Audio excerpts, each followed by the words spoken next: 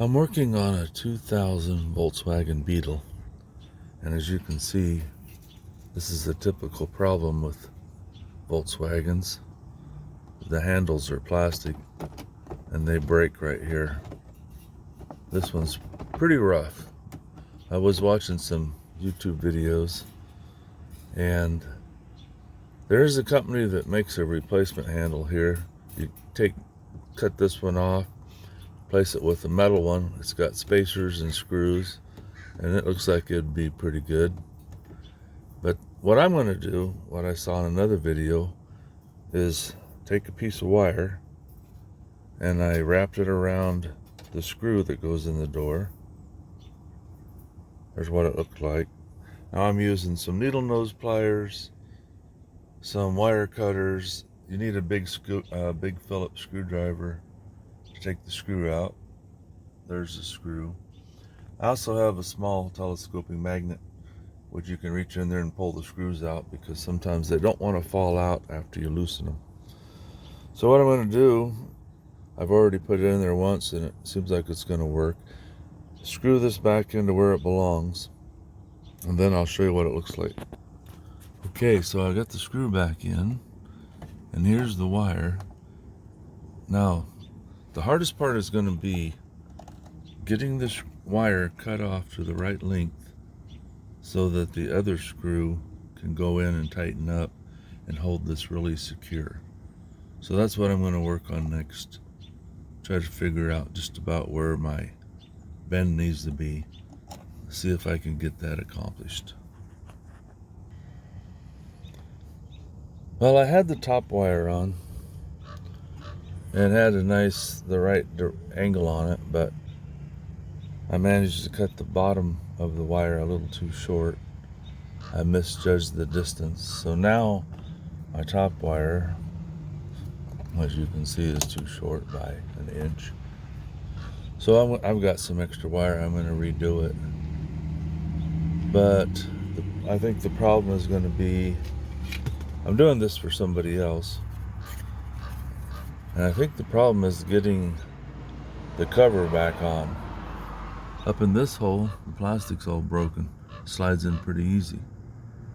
But down here, the plastic's not all broken, so I'm not sure this will slide in there like it should with that wire in there.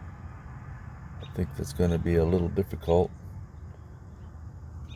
And it's supposed to have these metal clips on the back to hold it in place, and two of them are stuck into the door. One of them is stuck onto the cover. So I may end up just taking the door panel off. He bought two door panels from a junkyard, replace them, but still going to have the problem with this loose upholstery too. But if you buy a new panel, I guess they're like $600 or $800 for the whole panel, because they didn't make them so you can just replace pieces. You're supposed to buy the whole panel, and it's pretty pricey. So I'm going to have to contemplate this a little bit more and see what I can do. Well, I got it finished, and maybe it's not the prettiest, but it's super solid. Now you can shut the door and everything's not going to break and fall off. So I ended up redoing the wire that I put in there. The distance between the top of the wire and the bottom where you bend it is 7 inches, and then it goes down. This part right here is 1.5 inches, and then that should be pretty close to a 90 there. This is about a 90 here. The distance there is 1.5 inches, and that holds it really solid. I just ran the screws through the hole, and then I had to do a little bit of trimming on the cover plate that goes on the top. Now this top one was all busted up and it went in pretty good, but right over in here where the wire was, I had to cut a notch out of it. And I did the same thing on the bottom where the wire comes up. This little sleeve doesn't want to slip down in there, so I notched it with my tin snips. And then none of these brackets on the one I put on were working because everything was broken off on the door, so nothing would hold. So I two of these tabs were still good, so I just moved the wire over to the side as far as I could, and then I put it all back together. And then, as you can see, I put plastic ties on it and cut them off.